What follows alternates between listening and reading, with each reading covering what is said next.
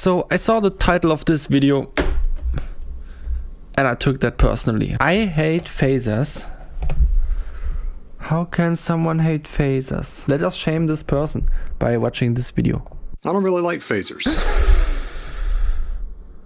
Okay. Or flangers. Even chorus, a little bit goes a long way. Okay, chorus is garbage, definitely, but I can understand why people might think that flangers are not useful. But phasers. Why phasers? So when Alexander sent me their new Leap series pedal, the Luminous Phase Shifter, so I had to find other uses for it. Other uses than what? I wanna know what are his expectations, what a phaser is being useful for, or what it should be used for in the first place. Tried just about everything I could think of for it, and it worked really well in certain applications.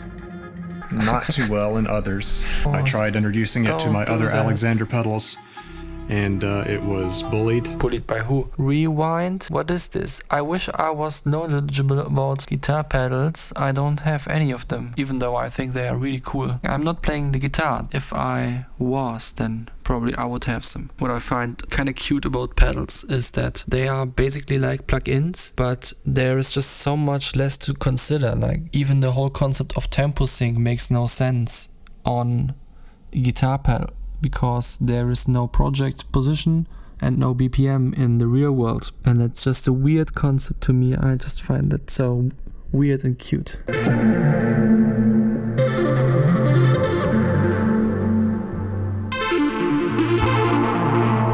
What do we have here? Sort of a reverby thing, decay, intensity. Yeah, it also sounded like a reverb. And then there is a phaser. What is the sequence? Phaser after reverb. That's pretty common, yeah. While we generally associate big washy sounds with ambient music, I personally enjoy having clarity between the parts and being able to place things specifically where I want them in a mix. And it's always been difficult for me to start with a sound that's washed out on purpose. That's the point. A phaser is not being washed out. It's not the same as a reverb, but at the same time, he's right. It does give the sound a position that I would not call unclear. I would rather explain it as something that has a center and a range around it, a vibration that is being added to the music, to a specific perspective of the music. So it's not really unclear, it is just diving the sound into a different vibe. Across the stereo spectrum and be able to do that sort of thing with them. It also could be that my introduction into sound design was through synthesis,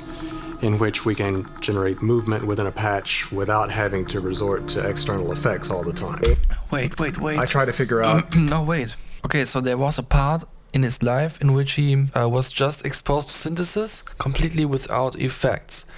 Now that's something that I have to wrap my head around, because I always did everything at the same time. Synthesis without effects. Would I then, I don't know, have a different connection to phasers?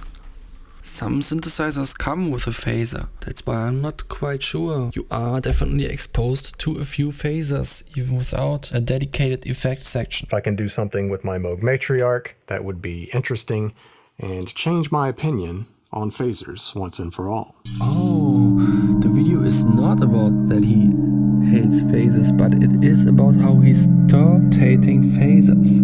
How he gained the sacred knowledge of the universe about what makes phasers some of the best plugins in the world entirely.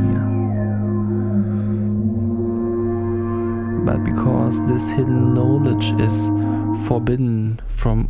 Hey, don't stop playing. The reason why people sometimes don't get why phasers are cool is they never think about the perspective that music has a body and that this body could be moving. It's a different kind of moving the body around than panning it, but it is a perspective that just adds some different directions to it. If I were going to sit down with just one synthesizer, I would absolutely use. I still don't think I would use a phaser or flanger much in a mix. He has to reconsider that. I challenge you, if you the viewer is this YouTuber, to put a phaser on a super saw, on a really bright super saw.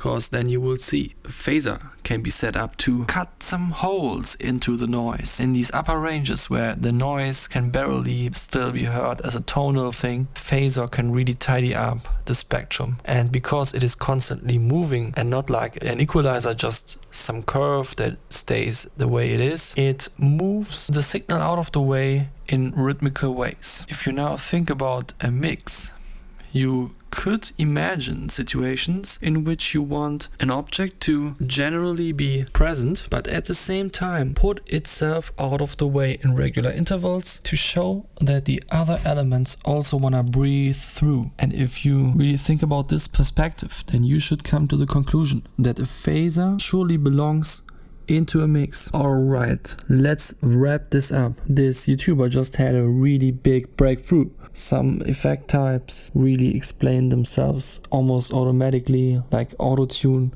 or reverb. Appreciating phasers needs to be learned, and it can be sort of a back and forth process. Even at the beginning I loved phasers, but then I heard about phasing artifacts and that made me appreciate phasers less. But then I realized it is all about the sound, and then I liked phasers again, but then I disliked them again because they made everything so undefined in a certain way. And then I also had this breakthrough where I just realized that a phaser can be the atmosphere. And then I think there is nothing that comes after that but